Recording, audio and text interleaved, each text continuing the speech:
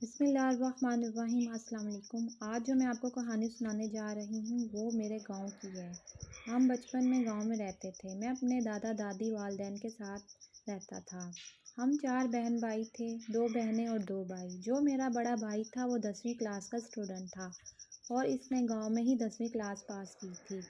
اب اسے کالج میں جانا تھا اور ہمارے گاؤں میں کالج نہیں تھا، اس لیے اس کی اسٹڈی کا مسئلہ تھا، تو ہم گاؤں سے شہر میں شفٹ ہو گئے۔ جو کہ گھر ہم نے شہر میں لیا وہ بہت ہی پرانا حویلی نما گھر تھا تو وہ بہت بڑا، لیکن اس میں ویرانی بہت زیادہ تھی۔ میری عمر تقریباً 10 سال تھی اور جو میری بڑی بہن تھی اس کی عمر 12 سال تھی۔ جب گاؤں سے شہر کی طرف شفٹ ہوئے تو 1-2 دن تو بالکل ٹھیک چلتا رہا۔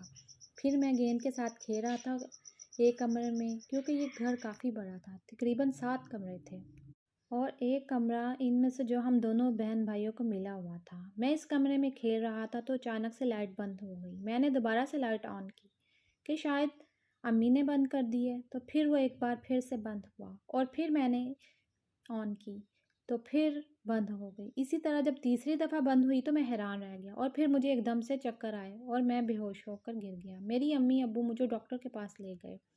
انہوں نے بتایا کہ بچہ ٹھیک ہے، اسے کچھ بھی نہیں ہوا۔ تو پھر 2-3 دن ہی گزرے تھے کہ ہمارے گھر میں خون کے چھینٹے پڑے اور ہمارے گھر کے صحن میں ایک پیپل کا درخت تھا۔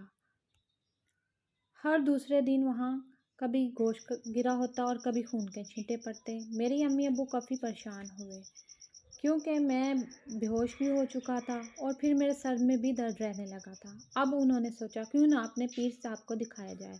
وہ مجھے پیر صاحب کے پاس لے گئے۔ انہوں نے ساری تفصیل سے بات بتائی کہ کس طرح ہر دوسرے دن ہمارے گھر میں خون کے چھینٹے پڑتے ہیں، کبھی گوشت گرتا ہے، ہمارے بچے کے سر میں بھی بہت درد ہے، یہ بے ہوش بھی ہو چکا ہے۔ تو پیر صاحب نے کچھ دیر آنکھیں بند کر کے ایک تسبیح کی اور پھر بتایا کہ آپ کے گھر میں سایہ ہے اور آپ کے بچے کو بھی سایہ ہو چکا ہے، تو یا تو آپ یہ گھر چھوڑ دیں یا پھر اس میں کلام الہی پڑھیں۔ تو ہم نے سوچا کیوں نہ ہم کلام الہی پڑھتے ہیں۔ سب نے مل کر سورۃ بقرہ پڑھی اور پانی کے چھینٹے پورے گھر میں مارے۔ پیر صاحب نے کہا تھا کہ روزانہ ایک دفعہ اس گھر میں سورۃ بقرہ پڑھنی ہے۔ 1 ہفتہ تک تو ہم نے پڑھی، پھر ہم نے چھوڑ دی اور پھر اسی طرح یہ معاملہ شروع ہو گیا۔ اب تو میری حالت غیر ہو گئی، مجھے کبھی الٹیاں لگ جاتی اور کبھی میں بے ہوش ہو جاتا۔ اسی طرح دن گزرتے جا رہے تھے۔ میری امی بہت پریشان تھی۔ انہوں نے کہا کہ یہ گھر بہت بھاری ہے، ہمیں یہ گھر چھوڑ دینا چاہیے۔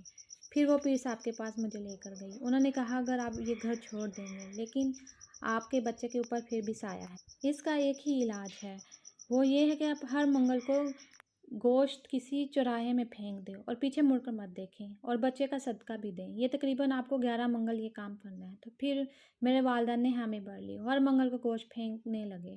انہوں نے یہی کیا اور پیچھے مڑ کر نہیں دیکھتے تھے۔ ہم نے ایسے کیا، اس طرح ہمارے دن گزرتے گئے، لیکن مجھے اب وہ جن بھی دکھنے لگے۔